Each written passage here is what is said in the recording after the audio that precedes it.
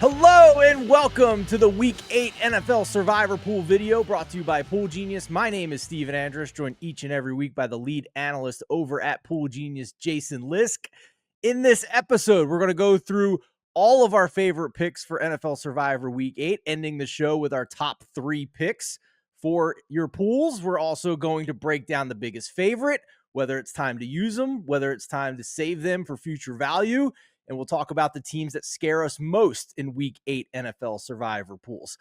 If you're just joining us for the first time, do us a favor, hit that like button, hit that subscribe button. If you're joining us for more than one time, if you've been here a few weeks in a row here, hit that button for us. We got 386 views last week. 500 is our goal this time around. It would mean the world to us if you could do that, just to let us know that we're putting out content that you guys appreciate, and let us know in the comments who you're picking in NFL Survivor for week number 8. Let us know what you like about the video. Let us know what we can fix and make better as well. All comments are greatly appreciated. Jason, we begin this week's episode, as we do each and every week, with a quick look back at week number 7. And there, again, wasn't a lot of carnage. Really just the Steelers on Thursday Night Football was the biggest victim. We had some close calls. The Broncos and the Packers looked like they were in danger for a little while there. The Broncos was obviously an all-time crazy fourth quarter comeback. That kind of upset me because I was completely off the Broncos, but I know from talking to you before the show, you had an entry on the Broncos, so I am at least happy for you that you got some historic variance going your way last week. Oh, I had more than one entry in the Broncos. Okay. Yeah, I had a fair amount, probably 25-30%. And they were ended up being our top recommended team based on EV, especially after the Pittsburgh loss at low ownership. And that line moved.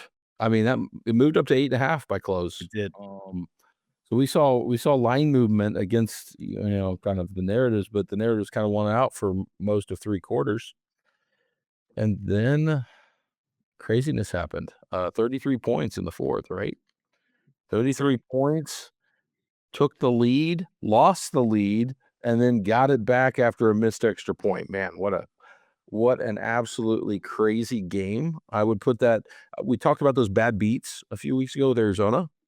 This is a reverse, because if you picked Denver, you didn't take a bad beat at all. If you were hoping they'd lose, you did. But if we're talking about who you pick in Survivor, the Survivor bad beats, this is kind of a reverse situation. So we've seen a few of these. Minnesota was really popular. You remember the comeback against Indianapolis. They were the most popular pick that week. So that was a huge one. We were off that one. So we were wanting the upset. And Minnesota had the all-time comeback here a couple years ago, late in the season against the Colts. The one that comes to mind for me is I was completely off the Jets, so I was rooting or off the Raiders when Derek Carr played the Jets. I think it was 2020. Greg Williams went cover 0 all-out blitz with like 14 seconds left at midfield with the Raiders having no timeouts. Carr missed the first one. We went cover 0 all-out blitz again with like 10 seconds left at midfield again. The Raiders needed a touchdown. So the only way they're beating you, a pass to the middle of the field probably ends the game. A field goal does the Raiders no good. No, they give up a 9 route, wide open. Not a Hail Mary, not a jump ball, a 9 route to the end zone. So the Raiders won that one. They were like 27-28% picked in Survivor pools. So those were 2 that come to mind for me recently, but this one's up there. Just the magnitude of the comeback and being on the correct end of it. Because I don't think I've gotten this lucky with a specific Survivor pick other than the Justin Tucker. I think he hit like a 60-something yarder a few years back to win a game on an entry that ended up winning it for me. Ultimately, that happened like week 4 or 5. And Tucker buried a long field goal at the gun, like 60-something yarder to save me in that one. Your mind is incredible. You're like the Sean McVay of NFL Survivor pools, my friend. That is some good stuff there. And to me, Judge Wapner. Wapner, yeah. How many toothpicks are on the ground that just out of the box there, Jason? Great. The biggest takeaway for me though is that it's more entries getting through. I mean, only 200 were eliminated in the Big Circus Survivor pool. It's worth like $18 million. I'm in a pool that had about 7,000 entries left. We're down to 6,000 in that. So I think for me, this is a little anecdotal, but I think the huge pools had a higher percentage eliminated just because of the nature of those and some people forgetting to make their picks every week because they're more casual pools. And the sharp pools like Circa, you're getting less people eliminated each week because they're more dialed in. So basically, the more you paid for your entry fee, I think, the more people you have left in the pool, just based on the way this has gone in recent weeks, where there hasn't been a lot of big carnage going along the way. So if you didn't use the Chiefs last week, good on you. Basically, if you didn't pick the Steelers, it worked out. So it's not going to be like that every week, but we'll see. We're going to have a similar conversation about a team like the Chiefs last week, who are huge favorites. They're favorites again this week. But we start now with our week 8 handicap, looking at the 5 most popular teams as projected by Pool Genius for NFL Survivor pools in week number 8. And number 5 is the New England Patriots, projected to be 8% picked in NFL Survivor pools. They are a 7-point favorite against the Cleveland Browns. My initial reaction to this is makes sense that it's about 8%. They are a touchdown favorite. I do wonder, though, about Drake May and this hype train that is steamrolling towards people putting him on their MVP ballots at the end of the year, and considering the quality of defenses he's faced to this point. This will surely be the best defense he has faced to this stage in the season by a wide margin, in my opinion. Nevertheless, Dylan Gabriel is the quarterback on the other side, so maybe it won't matter. And the splits for Cleveland's defense, home versus road, have also been stark as well, and New England gets them at home in this game. So 8% ownership for New England, projected to be the 5th most popular team in NFL Survivor pools, projected by Pool Genius for week number 8. Jason, number 4. Yeah, so number 4, very similar to New England, coming in at fractions of a point. Philadelphia also at 8%, also a 7-point favorite, playing the recent Survivor drama queens. The New York Giants knocked off Philadelphia, took Denver to the line. Do people want to jump back on board against the Giants? We have that same Eagles and Giants matchup just 2 weeks later. This outlook has changed, I think, a bit because some other games have popped up. So I think the popularity is down. Plus, what happened in that game is driving this line and that popularity down, but still coming in the top 5, Philadelphia. Now to number 3. Number 3 most popular team in NFL Survivor pools for week 8 is the Cincinnati Bengals, projected at 13% popularity by Pool Genius. The Bengals, extra rest, coming off an impressive win over the Pittsburgh Steelers at home on Thursday Night Football. And all of the Queen City is now wacko for Flacco. They have a viable quarterback, it seems, at least against teams in the bottom half of the league, and they get that in week 8 against the New York Jets. However, it will not be Justin Fields. He has been benched. Reportedly, Tyrod Taylor will be the starting quarterback for the Jets. That has moved this line a little bit down from a touchdown at the very start of the week to about 6.5, but still 13% projected popularity for the Cincinnati Bengals in this game against the winless New York Jets. Yeah, that's one that's popped up. You wouldn't have said 2 weeks ago that the Bengals would have been. You would have said 8 weeks ago, I like the Bengals against the Jets. And then 2 weeks ago, you said, nah, maybe not. But now it's back in play. But just ahead of that one, number 2, going against another team from the AFC East that is tanking as the season goes on. The Atlanta Falcons catch the Miami Dolphins, which puts them in Survivor relevance. And we project about 18% will go with Atlanta, who is a 7-point favorite at home against a Dolphins team that it seems like repeatedly people are just wondering when the coach will get fired, and he stays, and it keeps getting worse. So we'll see. If you're picking Atlanta, you're hoping it continues to get worse. But obviously, Atlanta has been inconsistent. There are concerns there with that consistency. But Bijan Robinson has a great matchup against a team that really has struggled to stop players like him. So we project them to be the 2nd most popular. And then at number 1, Stephen. The most popular team for NFL Survivor pools in week number 8, as projected by Pool Genius. If you check the spreads this week, it should come as no surprise. It is the biggest favorite on odds boards. The Indianapolis Colts are 2-touchdown favorites, 14 points over the Tennessee Titans this week. The game is at home in the friendly confines of Lucas Oil Stadium in the Dome. and the Colts are projected by Pool Genius to be 33% picked in pools across the country. Looking at national data, some nuanced data, some sharper pools as well, it makes sense to me. They are the only team that is a 2-touchdown favorite this week. They're one of only 2 teams that are double-digit favorites going into this week. And we begin our handicap of week 8 looking at that biggest favorite, Jason. Let's Yep. pull up that data grid, and we will see that there are 2 teams that are double-digit favorites this week. The Colts at home against the Titans, as we mentioned, 14-point favorites, but also the Chiefs, about a 10-point favorite at home against the Commanders, with Jaden Daniels highly questionable to play in this game. I think it's a hamstring for Jaden Daniels. Yeah. So let's start with that, Jason. I mean, these are 2 teams that have leveled all the way up. I was kind of looking through the EPA and success rate metrics.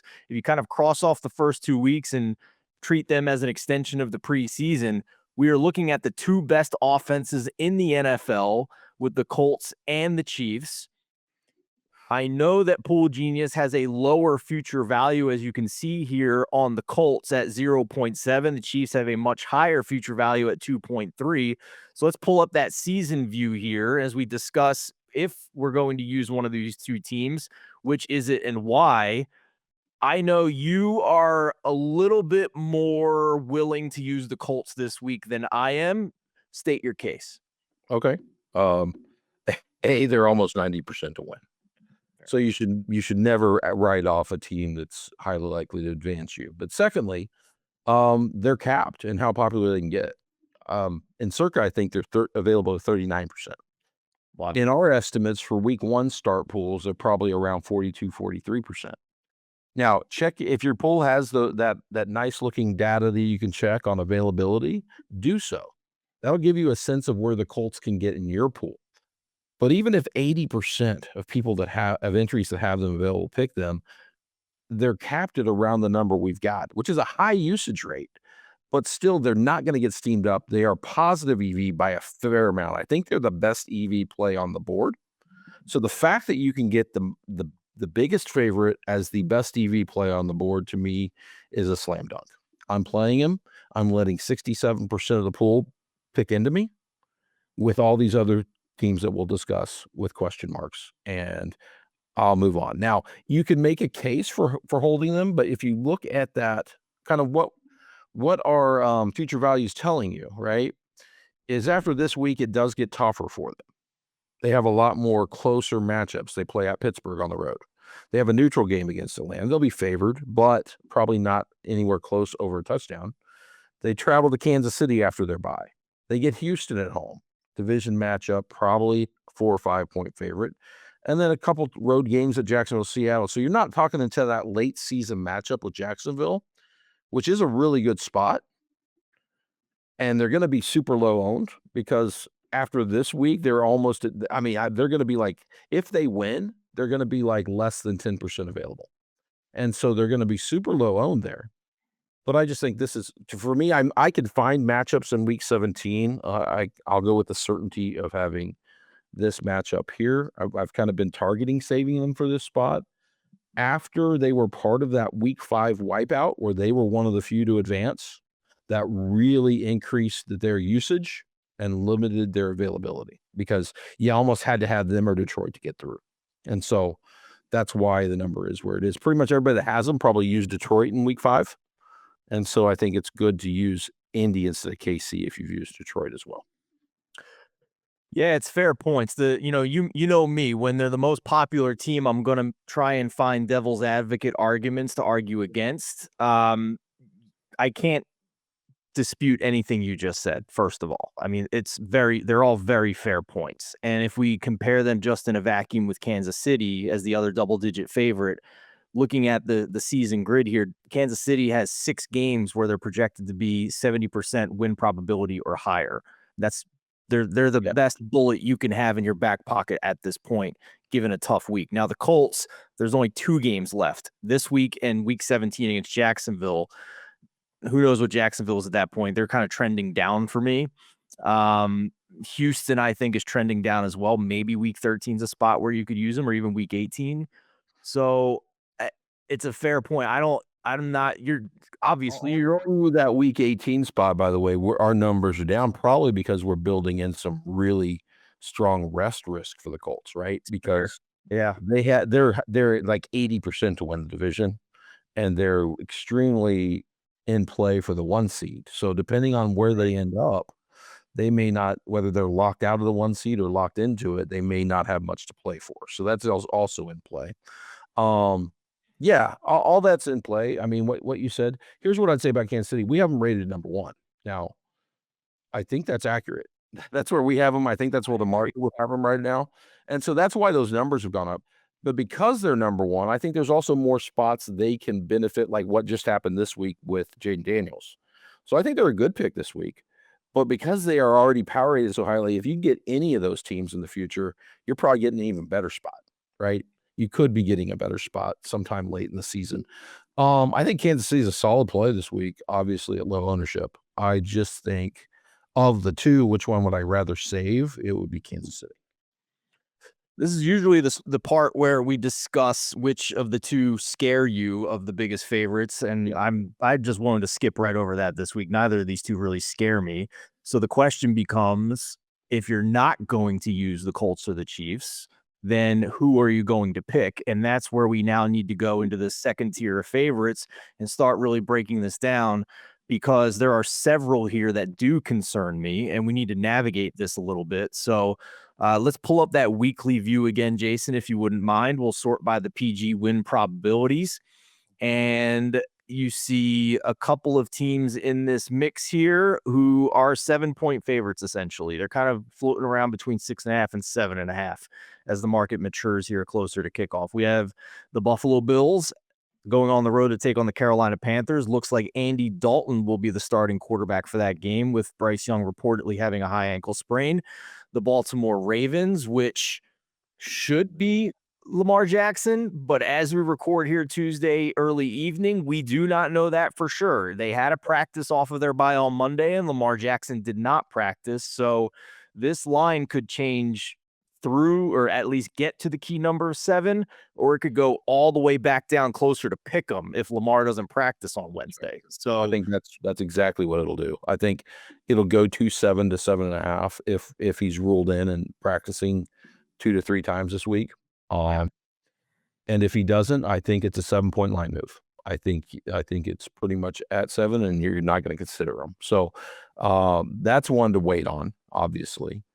for And sure. and it's important that we talk through this, like you said, because I could say the Colts are my top pick, and I can say I'm going to use them, but I have a lot of entries that playing the strike pools. I use the Colts. I mean, there were lots of weeks where I was mixing the Colts in as a contrarian play, so I've used the Colts probably on 2/3 of my entries as well, and similar to what probably a lot of people have if they got through week 5 or week 4, they probably mixed in some Colts. So a lot of you don't have them available. So that's where the discussion kicks in, and I think it's one. Here's what I would say. We're recording this on Tuesday. I know this is that tease, but I think there's a lot to be decided this week, and I wanna see how things develop. I I'm not sure the right answer is known today, because I can make an argument for and against all these teams.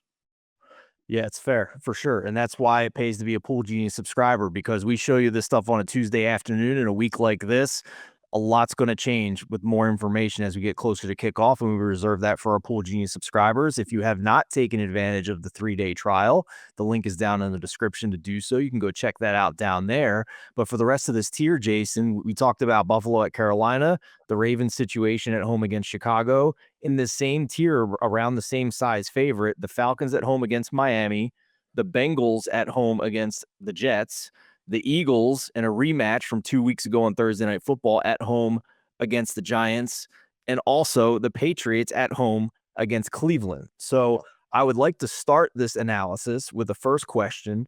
Which of this tier are you most comfortable with? I mean, the odds have them all similar, and I'll just say this: there's a case against all of them. I mean, can Miami and the Jets continue to be as bad as they've been? I don't know. I feel like those teams have so underperformed that You I can feel go the other way too if you want, Jason. If you'd rather say the team you are least comfortable with, we can go that direction as well. Yeah, I'm least comfortable with. Well, the one I'm least comfortable using probably is Buffalo, but that is different. Like I don't. It's not that I trust them the least. It's that if I've used Denver, if I've used Seattle, and I have Buffalo left. I want Buffalo for Week 10. I think that's a better spot for them. Just if we're mapping out how to use the season. So I'm probably not using Buffalo unless I'm really confident in what I've got in Week 10. And if you look at Week 10, that's a tough week. That's way I tougher. agree. There's way too many options similar to Buffalo, where they're bottom of my consideration list this week here because of that. Because I want to use them now. If you've got a bunch of entries and you haven't used any Buffalo, you could consider it. But if you're down to one and you have Buffalo Bill, if you're down to a couple and you have Buffalo Bill, I'm probably saving them. And so they're the one there. I'm also not dying to use Baltimore in this spot, even if Lamar is ruled in, right? Just because I want to see, like, are they going to be a good pick in weeks 12, 13, 11, all those weeks or not? How's this team going to start trending? Because there's a lot of projection on how good this Baltimore team can be. We haven't seen it yet. Right. With that defense. That defense has had injuries, yes, but they also have not been good at any point this season. All those injuries accumulated. Just real quick. I'm worried Baltimore's just not as good as the market and we think. Yeah. Overall. Just real quick on Baltimore. Every week I do an exercise where I rank all 32 teams from 1 to 32 for who I would have favored on a neutral field for that week and that week only. And I did it assuming Lamar would play this week. And despite that, I only got them to number 11 when this was a team that was top 2 across the board in ratings coming into this season. So maybe I'm way off on that, but it's the defense. Is Lamar 100% if he plays this week, even considering he didn't even get back on the practice field Monday. So yeah, I'm crossing Baltimore off this week, Jason, because of those reasons with the injury concerns and the defensive talent concerns as well. So let's see it first with Baltimore. And if we're right that they're going to level up the rest of the season, there should be better spots to use them than against a really sharp coach like Ben Johnson. So I'm with you on that. I want to cross that out of this. Here we have Baltimore. I just released my adjusted ratings. We pushed those on the site. These are the ratings that drive our season planner numbers. Mm-hmm. I had Baltimore at 8, but that's also pushing it towards some line because I looked at some future stuff. And so that's regressing toward the market a little bit. Like I personally might have had him a half point lower, which would have knocked him down closer to Seattle. I can't get him. I think I still have him above San Fran if Lamar's playing at full strength in Denver, but that's probably the range they're in. To me, they're below Indy, they're below Buffalo, they're below Philly right now, as I think about it slightly. And so yeah, whereas before the season they were 1, right? They were 1 or 2. And I think there are still concerns. Like, is this team just good but not elite? Because this I think assumes they're in that close to elite good range. Are they the AFC Cowboys? Yeah, Bad defense. Yeah. And so, yeah, I'm probably saving them because here's the thing. Is it a smash EV spot? It is not, right? It is not. Not when I have 33% on the Colts who are highly likely to win. And it doesn't look like we're going to get it concentrated. Maybe Atlanta a little bit, but I think there's enough options people are going to pick and spread. And I don't really want to play a Baltimore in this spot when I'm not really catching a high upside. Maybe I benefit from the one big upset this week, right? Yeah. The next team I want to talk about is the Atlanta Falcons. And if you could sort by popularity in that column. And just to drive home the point, I agree with everything you said about Buffalo. Week 10 is also where I had them circled. Also, because with the teams I've used, the Colts would be the next most likely team to win, but that's a game in Berlin, and who the hell knows with a game in Berlin, right? So Buffalo is an important team to have in your pocket for week 10 to at least consider. So keep that in mind. I totally agree with that. If we go by popularity, after the Colts, the Falcons are the second most popular team, which immediately makes me want to maybe fade them if they're going to be that popular, because I typically, like, one of my favorite things to do in survivor pools is find like a mediocre team that's at high popularity and hope they just lose. And honestly, that's kind of how I felt about Denver last week, even though they got steamed towards kickoff. The Falcons quarterback Michael Penix, is also banged up. He was banged up after a game 2 weeks ago, and then he got further banged up in this Niners game as well. It doesn't appear it's going to be anything that's going to keep him off the field, but it's at least limiting, I think. And he's looked extremely erratic in various games throughout the season on sideline throws. If you look at his numbers from his rookie year, he benefited greatly from some high variance deep balls, but was among the worst quarterbacks in the league on short to intermediate throws. So you have this Miami team who I think is being I'm not going to say they're underrated, but I'll just say that I think this number, at least in terms of the win probability, has been steamed up too much off of a weird weather game where they looked awful in cold and windy weather and rainy weather in Cleveland. If you look at the consensus market ratings that Ben Baldwin puts out every week, each of the past 2 weeks, he had the Falcons and the Dolphins in those consensus market ratings about 4 points apart on a neutral field, which by definition would mean this shouldn't be 7. The Falcons don't have 3 points of home field advantage. Now, maybe you're downgrading the Dolphins more. I don't know. Darren Waller's out now as well. Maybe the Dolphins are just a dumpster fire if you want to go down narrative street and the whole locker room's quitting. That's certainly a possibility. But this was still a team who 2 weeks ago had more than 6 yards per play against the Chargers defense and gave the Chargers everything they could handle down to the wire. So if they haven't quit and they get a dome environment here against a middling Falcons team who has a banged up quarterback, makes me concerned about picking the Falcons, especially if they're going to be the second most popular team this week, Jason.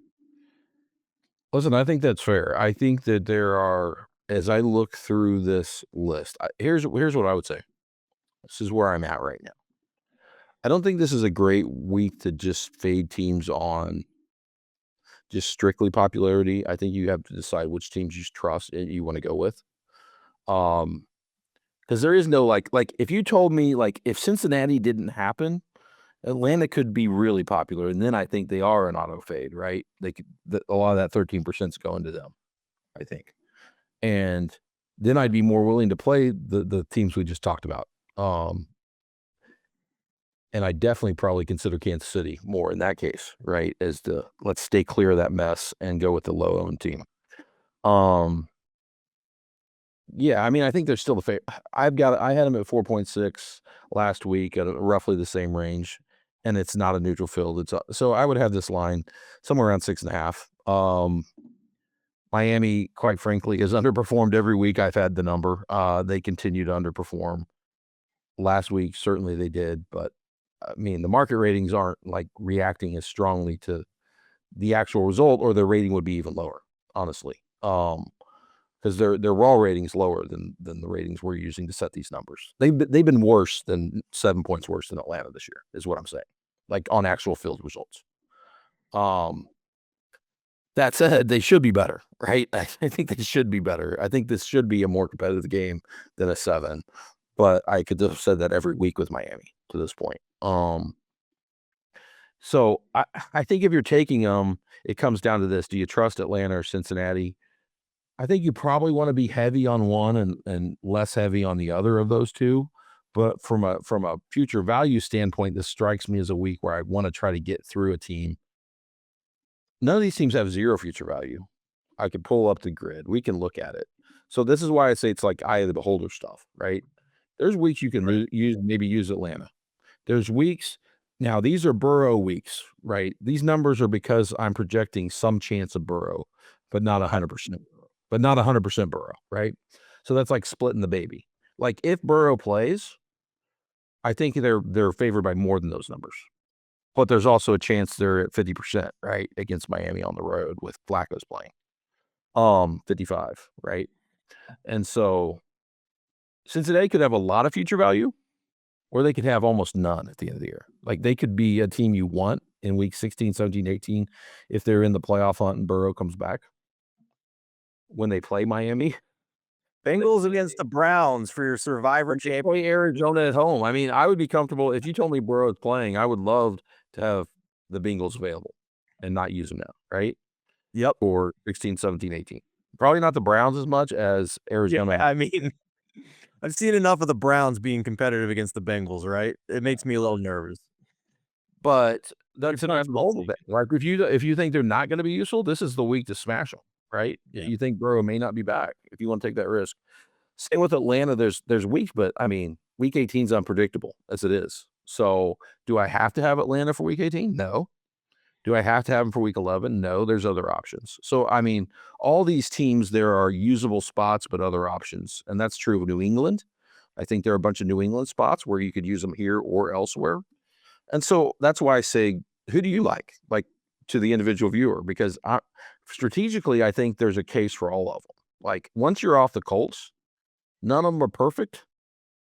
They're all imperfect picks in some ways, and none of them are like smash picks where they set you up in a week where the pool is likely to get wiped out. It's going to take like 4 upsets to really ding pools this week. And so, what team do you trust to get through? Yeah. 2 more teams in this tier that we need to talk about and analyze because at their lower ownership, it's required that we consider them. Let's start with the Philadelphia Eagles at home against the Giants. Sneaky schedule spot where you're playing the same team twice in 3 weeks. My opinion, I think the market's having a hard time figuring out how to rate the Giants with Jackson Dart. I think last week they was huge evidence of that, getting a ton of Denver money on them against the spread and it being completely wrong. The Eagles game, there was some Giants money that came in, and then it still hung out, though. There were still some spots around kickoff where you could find a juice 7.5 on the Giants, and they double them up 34-17. Now, the Eagles' offense looked better against the Vikings last week. Also, Carson Wentz basically just gave that game away. I mean, there's a viral video going around the internet where it was the 5 worst throws of last week, and the video just made them all 5 Carson Wentz throws. Like, he was horrifically bad and he's banged up. They've already ruled out JJ McCarthy for this week, and their backup is a no-name rookie who was, I don't even know if he was drafted. So this is, I don't know how much to put into that Eagles game from last week. I just know the Giants are pesky as hell at this point, and any given week, if they get their A game, can beat some of these teams that are maybe not in the elite tier, but in that second or third tier. And that scares the hell out of me with Philadelphia because the Eagles also had some more injuries in this game as well coming out of that. Dory Jackson, he's not that good, but it's still, you're getting worse in your depth at cornerback. We'll see whether Brandon Graham actually plays coming out of retirement this week. Got to keep an eye on Cam Jurgens, the center on the offensive line, when Landon Dickerson's already been banged up a lot this year. So I think I'm good with the Eagles, man. I don't know if I really want to consider it. Yeah, so you can see our models are lower on them, they're 5% lower. Like, some of that is that, I think we talked about these kind of games having low home field advantage. So I think that's a factor. What we saw out of the Giants just 2 weeks ago is a factor. The Giants are a high variance. Like, where do you rate them? I had them. I moved them up, obviously. Like, and hey, I took Denver because I thought it was one of those regression spots for the Giants potentially, where Denver will bounce back and the Giants will celebrate a bit and go on the road. And their defense, the Giants' defensive numbers were not great in that game, and I thought Denver could bounce back against them on the ground, and they did not. So I've got the Giants up to. Yeah, They're in a large group. Yeah, I've got them at only -1.5. So if we think of a 0 as a neutral team, and you could talk me into there anywhere between 0. So I've got them right next to Arizona, right behind Chicago, and ahead of Washington with the Jaden Daniels injury, and ahead of Cincy with Flacco, and easily ahead of that next tier, Miami and all those teams. So they're closer to Jacksonville, Chicago, Arizona now for me, and I think that's where the market is kind of rating them. But there's still a lot of variance around that. Like you said, we don't know. Like, this team has now put up 2 performances that are well in excess of where the market thought they would be. And there's a clear reason why that could be, right? They made a quarterback change. They beat the Chargers with this after the change. I mean, so we've now seen some evidence that this Giants team may have a little more juice, even without Malik Neighbors, which is crazy. Just think what they could be doing with Neighbors. And so, yeah, I'm a little worried. Like, strategically, Philly kind of makes sense because there's not that many spots I want to think about using them. week 15 against the Raiders is probably it. Don't you want to still give them time to figure it out just because of how talented they are? Yeah, I'm probably thinking maybe we don't pick on the Giants at this point, right? And so Yeah. I'm because if at market numbers, I think Philly's a choice, but we're down on them, and I think there's reasons to be concerned. I probably would favor New England over them, honestly, of the two. If I were picking between the two, I would probably pick New England. So I agree with that. Even though this is a huge step up in class for defenses that Drake May has faced this year, I agree with that. And I still don't think Dylan Gabriel is a huge threat. Now, if you look at some of his advanced metrics from that weather game, it was the best game he's had so far.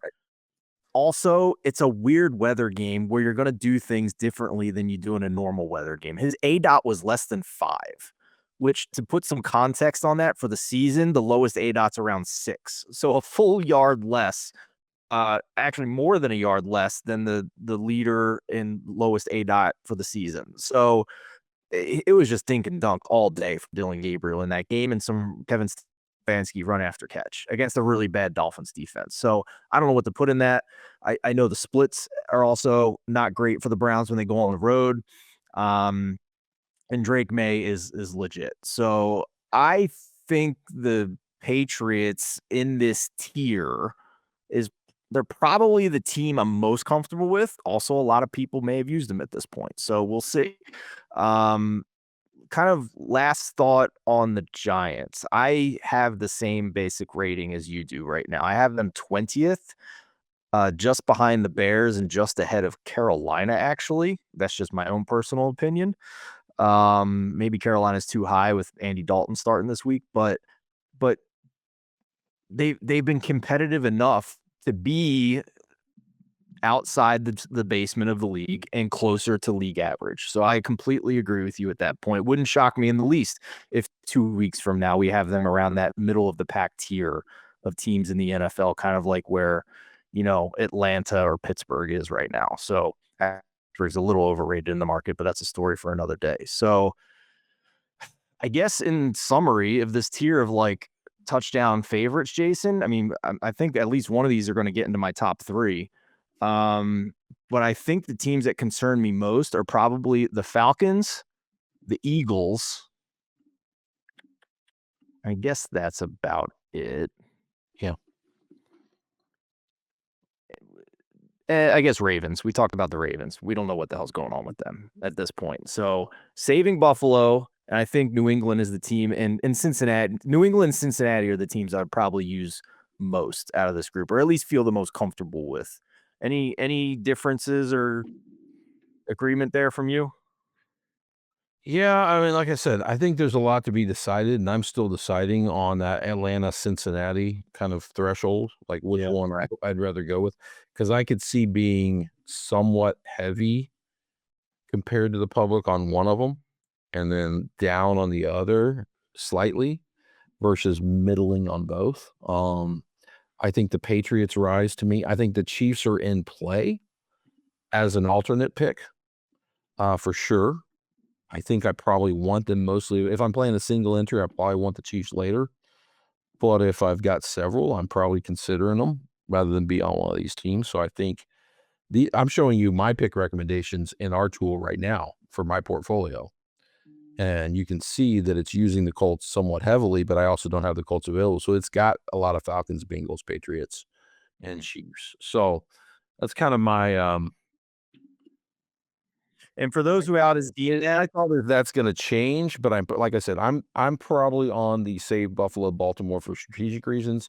Find one of Atlanta, Cincinnati, and you got to go with at least one. I think one of them this week. It's a week to try to get through without using that future value. I think on one of those two when they're kind of split in popularity. Like I would want to fade them if only one of them was around, but because there's two, they're kind of like drawing attention from each other. So then I think you pick one.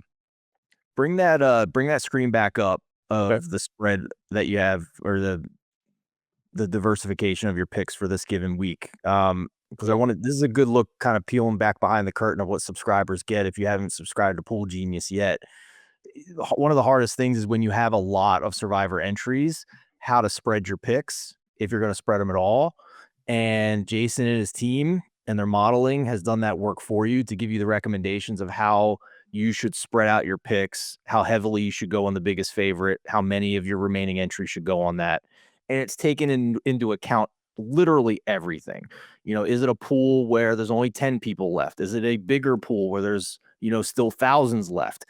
Everything is being taken into account when it does that to give you a nice summary at the top of the Pool Genius recommendation of how you should spread out your picks for any given week, to hopefully get you to the finish line and maximize your expected value for all these prize pools that you may be entered in. So it's a fantastic tool. It's awesome. Now for me, Yeah.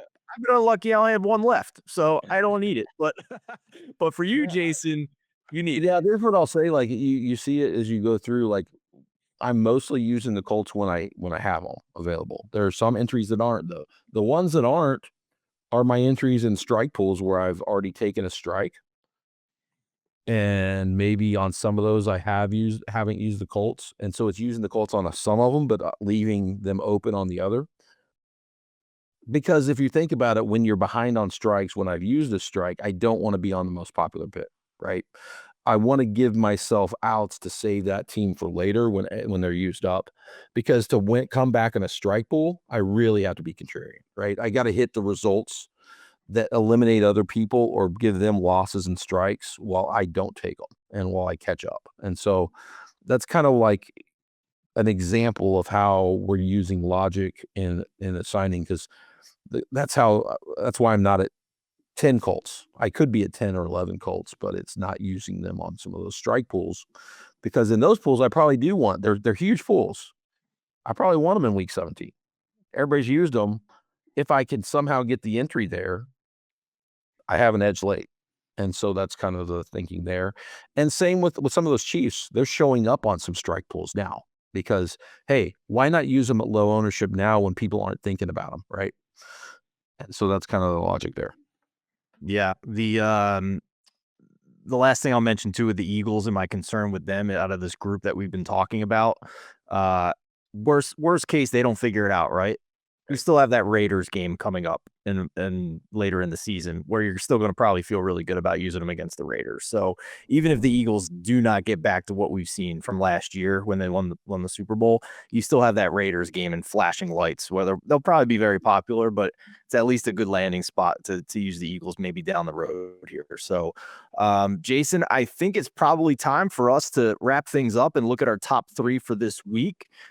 So I will give you the floor and you tell me kind of your early week, obviously putting this in pencil with the freedom to erase as we get closer to kickoff because we're recording on Tuesday and there's a lot of injuries and market movement up in the air here. But as of right now on Tuesday, October 21st, give us your top three. Okay. I mean, number one's easy. We talked about it earlier. Colts. Colts number one. Um, the smoke them if you got them situation, right? For the most part. I talked about the strike pools where I'm saving them on some entries, but for the most part, if you're a single entry player, if you have them available, if you have a small number of entries, and you have the Colts on some. Now, obviously, maybe if you have them completely available, you don't want to go all in for every single entry, but heavily Colts, because again, they're capped.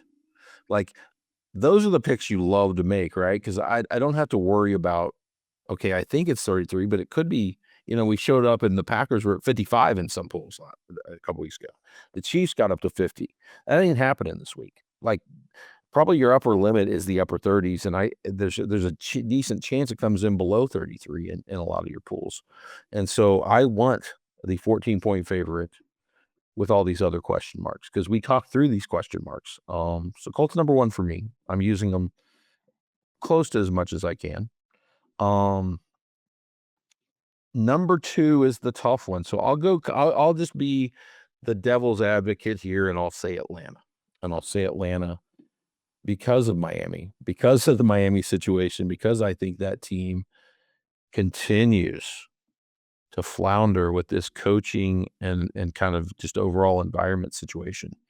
And I think Atlanta has certainly been inconsistent. That gives me some pause, but it's a type of pick that I'm fine making to advance the entry this week, to try to get some entries through. I think when I look at Atlanta, is there going to be a week I'm super comfortable using them? Probably not, but am I going to have to use them at some point? Probably. So I'm just as fine in this spot as any other because I feel like this Miami team has just been a big disappointment, and it continues. And so I'm willing to play against Miami in this spot with Atlanta.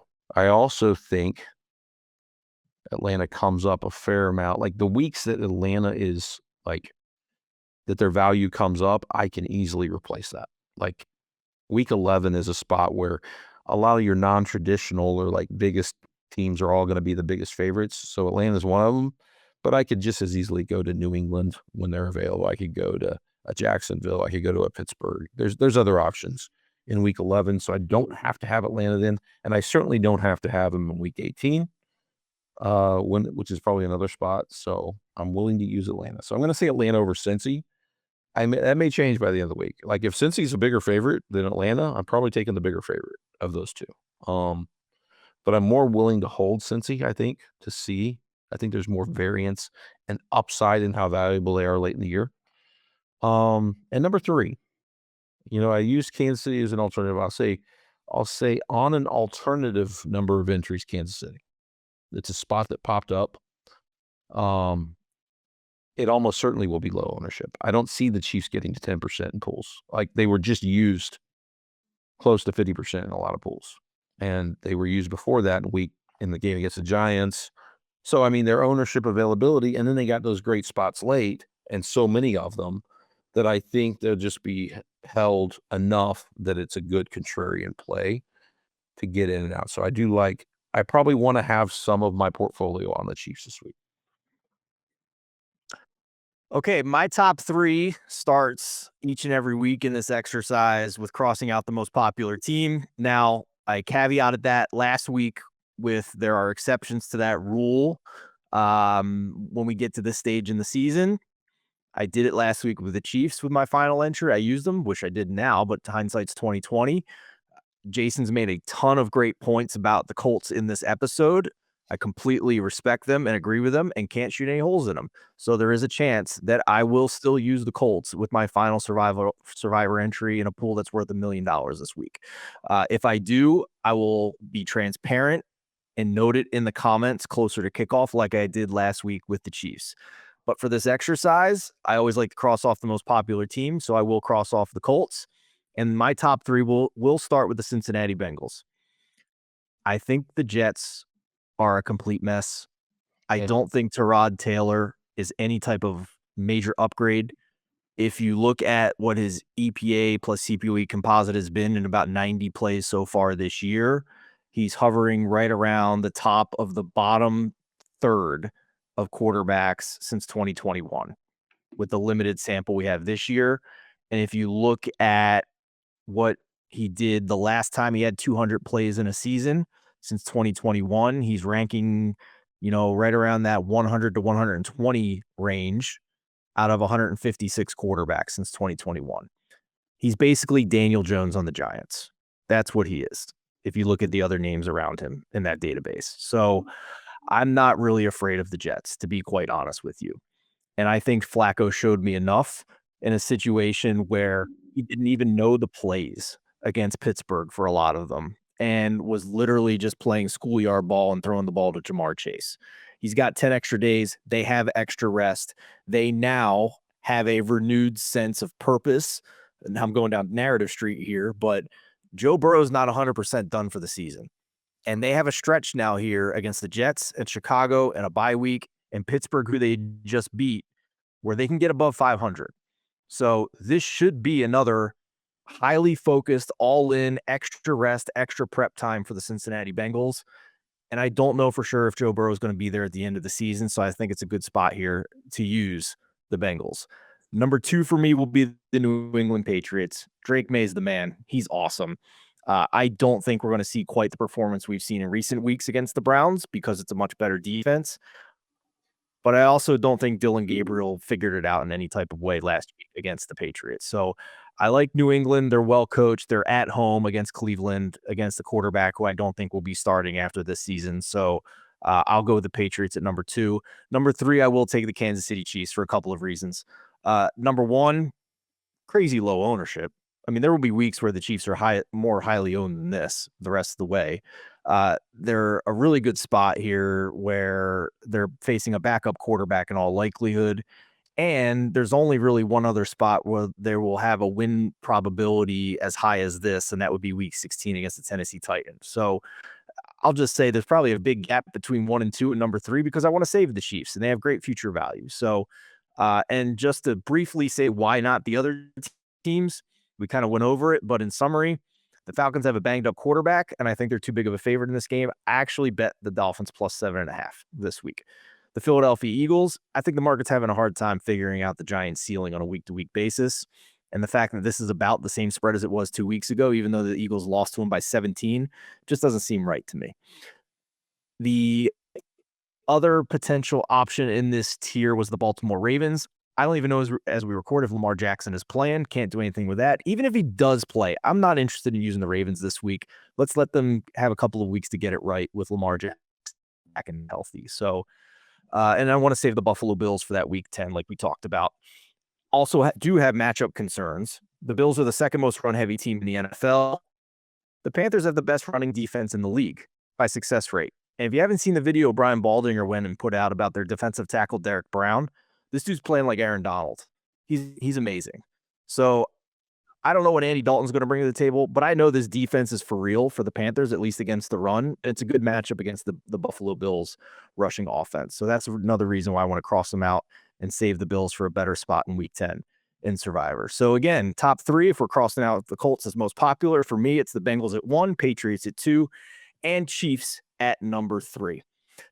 Thank you guys so much again for watching this video each and every week. You guys keep coming back. We appreciate that. It's a 500 like challenge this week. If you found the video helpful and useful, do us a favor, just real quick, hit that like button. Trying to get up to 500 likes this week.